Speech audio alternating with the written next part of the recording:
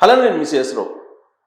Liquor స్కామ్కు సంబంధించి Andhra Pradesh CID శాస్త్రీయబద్ధంగా విచారణ కొనసాగిస్తుంది. చాలా సైంటిఫిక్గా టెక్నాలజీని ఉపయోగించుకొని లిక్కర్ స్కామ్ ఎలా జరిగింది, ఎవరు ఎక్కడికి వెళ్ళారు, ఎవరు ఎవరితో మీట్ అయ్యారు, ఎప్పుడు మీట్ అయ్యారు, ఏ రోజు మీట్ అయ్యారు, ఏ టైంలో మీట్ అయ్యారు, వీటన్నిటినీ కూడా సైంటిఫిక్గా టెక్నాలజీని ఉపయోగించుకొని దాదాపుగా ఒక కొలిక్కి తీసుకొచ్చింది. దీంతో అడ్డంగా బుక్ అయింది ఎవరో తెలుసా? చెవిరెడ్డి భాస్కర్ రెడ్డి గారు.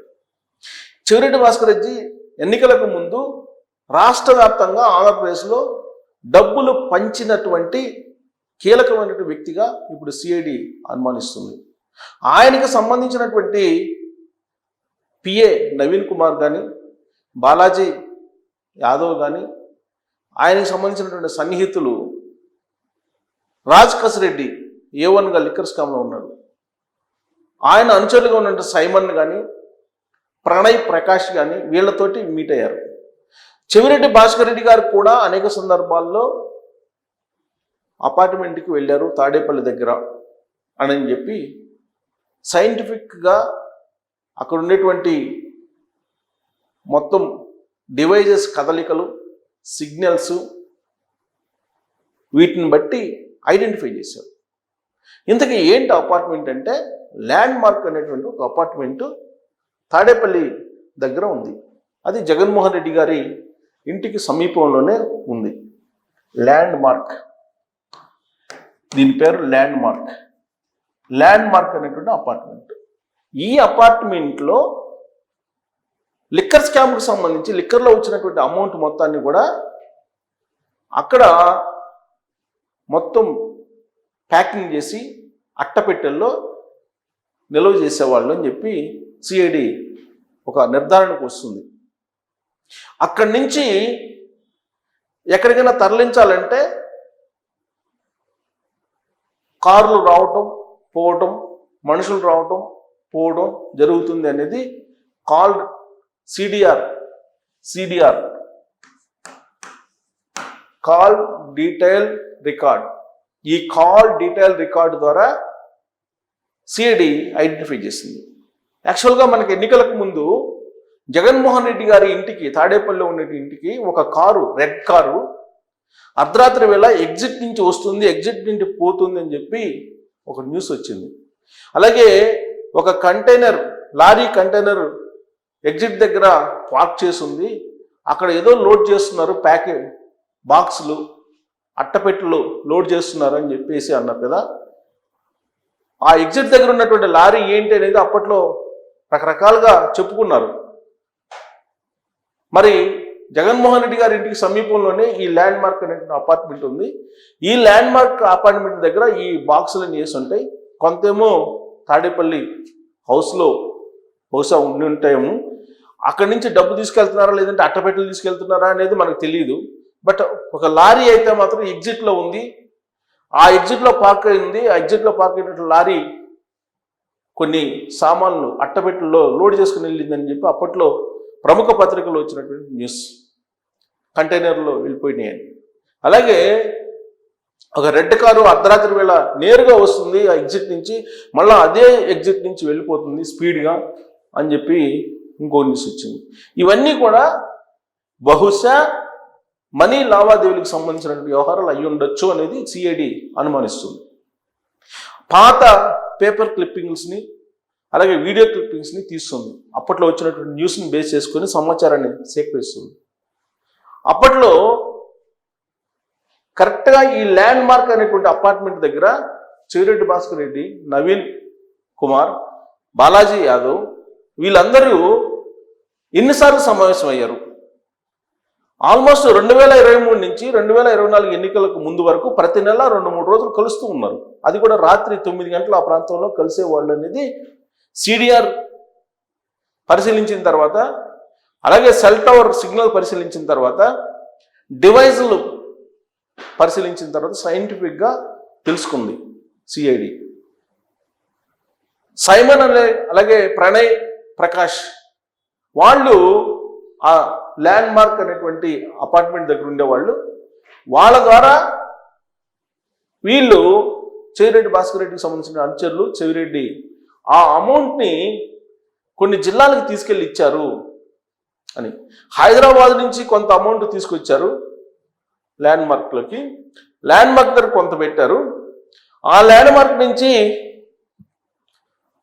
ఆంధ్రప్రదేశ్లో ఉండేటువంటి కొన్ని రాష్ట్రాలు, కొన్ని జిల్లాలకి, కొన్ని నియోజకవర్గాలకి తరలించారు అనేది వినిపిస్తుంది.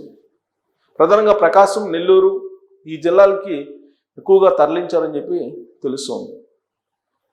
సో ఇక్కడ ఒక నిర్ధారణకు అయితే వచ్చారు.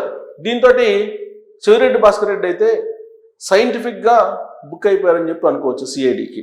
కారణం ఏంటంటే వివేకానంద రెడ్డి మర్డర్ కేసుకు సంబంధించిన విచారణని సుదీర్ఘంగా చేసిన తర్వాత, అనేక వేల మందిని విచారించిన తర్వాత గూగుల్ టేక్అవుట్ అనేటువంటి దాన్ని ఉపయోగించి ఒక నిర్ధారణకు వచ్చింది సిబిఐ. ఆ మేరకు సిబిఐ ఛార్జ్షీట్లో పొందుపరిచి భాస్కర్ రెడ్డి పేరు, అలాగే అవినాష్ రెడ్డి పేరు, వీళ్ళందరినీ కూడా మెన్షన్ చేశారు దాంట్లో. వివేకానంద రెడ్డి గారి మర్డర్ కేసుకు సంబంధించి మొత్తం అక్కడ ఏం జరిగింది, ఎవరెవరు ఉన్నారో ఆ రోజు అని. అలాగే ఇప్పుడు ఈ లిక్కర్కి సంబంధించినటువంటి అమౌంట్ ఎక్కడి నుంచి ఎక్కడికి వెళ్ళింది అనేది, దీనికి తగిన విధంగా టోల్ ప్లాజాల దగ్గర ఆ వెహికల్స్ తీసుకెళ్తూ వీళ్ళ అనుచరులు సిగ్నల్స్ కానీ వీళ్ళ అనుచరుల డివైజెస్ కానీ పరిశీలించిన తర్వాత ఆ డేలో ఆ టైంలో కనిపించాయి. కాబట్టి ఒక నిర్ధారణకు వచ్చారు. మరి వీళ్ళు దానికి సహకరించాలి కదా విచారణలు చెప్పడానికి. చెవిరెడ్డి భాస్కర్ రెడ్డి గారిని, అలాగే ధనంజయ రెడ్డిని, తర్వాత గోవిందప్ప బాలాజీని కానీ, కసిరెడ్డిని కానీ, వీళ్ళందరినీ జ్యుడిషియల్ కస్టడీలోకి తీసుకుని విచారించినప్పటికీ కూడా ఏపీ సిఐడి నోరు తెరిచి ఎవరు కూడా చెప్పడానికి సహకరించట్లేదు. దీంతో ఇప్పుడు పిటిషన్ వేయడానికి రెడీ అవుతుందా ఆంధ్రప్రదేశ్ సిఐడి. మాకు సహకరించట్లేదు, మళ్ళీ మాకు పోలీస్ కస్టడీకి ఇవ్వడంతో పాటు మాకు 3 రకాల టెస్టులు చేయడానికి మాకు అనుమతించాలని చెప్పి ఒక పిటిషన్ వేయబోతుంది. ఏంటి ఆ 3 రకాల విచారణలు, 3 రకాల పద్ధతులు ఏంటంటే, ఒకటి నార్కో, 2 పాలిమర్, 3 బ్రెయిన్ మ్యాప్. ఇలా పాలీ టెస్ట్, 1 నార్కో, 2 పాలిగ్రాఫ్,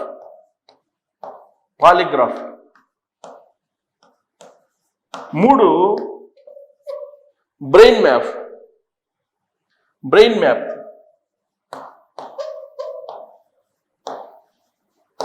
ఈ మూడు పద్ధతుల ద్వారా మాకు విచారించడానికి అనుమతించండి అని చెప్పి కోర్టులో పిటిషన్ వేయడానికి ఆంధ్రప్రదేశ్ సిఐడి సిద్ధమవుతుంది. ఎందుకంటే ఆల్రెడీ సిడిఆర్, అలాగే సెల్ టవర్స్, సిగ్నల్స్, తర్వాత డివైజెస్ అంటే మొబైల్స్,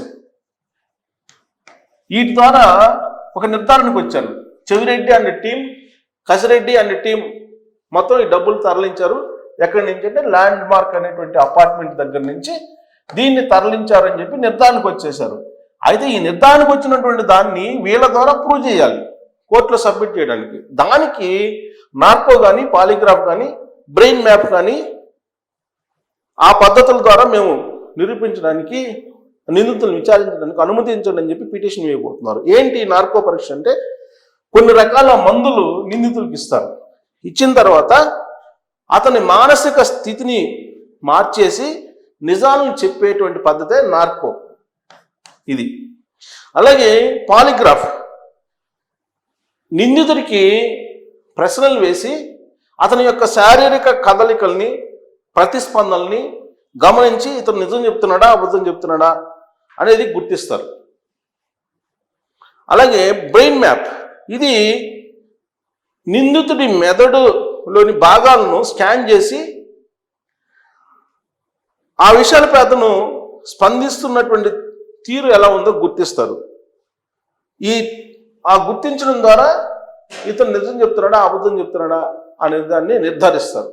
సో కాబట్టి ఈ 3 పరీక్షలకి మాకు అనుమతించండి అని చెప్పి కోర్టులో పిటిషన్ వేయడానికి ఆంధ్రప్రదేశ్ సిఐడి సిద్ధమైంది. ఇప్పుడు ఈ 3 పరీక్షలకి కోర్టుకు అనుమతి ఇచ్చి అప్పుడు విచారణ చేస్తే సైంటిఫిక్గా టెక్నాలజీని ఉపయోగించుకొని ఇప్పటి వరకు ఆంధ్రప్రదేశ్ సిఐడి ఏ నిర్ధారణకు వచ్చిందో దాన్ని ఆన్ పేపర్ కోర్టుకు సబ్మిట్ చేయడానికి అవకాశం ఉండదు. కాబట్టి ఆ లెవెల్లో విచారణ చేసి కోర్టుకి సబ్మిట్ చేసే అవకాశం ఉంది. అప్పుడు జైలు శిక్ష కూడా పెద్ద ఎత్తున పడుతుంది. మరి ఆ దిశగా వెళ్ళాలంటే కోర్టులు అనుమతించాలి. కోర్టులు అనుమతించి ఈ విచారణకి ఆంధ్రప్రదేశ్ సిఐడి వెళ్తుందా, ఆంధ్రప్రదేశ్ ప్రభుత్వం అంత పకడ్బందీగా ఈ కేసుని చివరి వరకు తీసుకెళ్ళగలదా అనే దాని మీద మీరు కామెంట్ చేయొచ్చు. Thank you.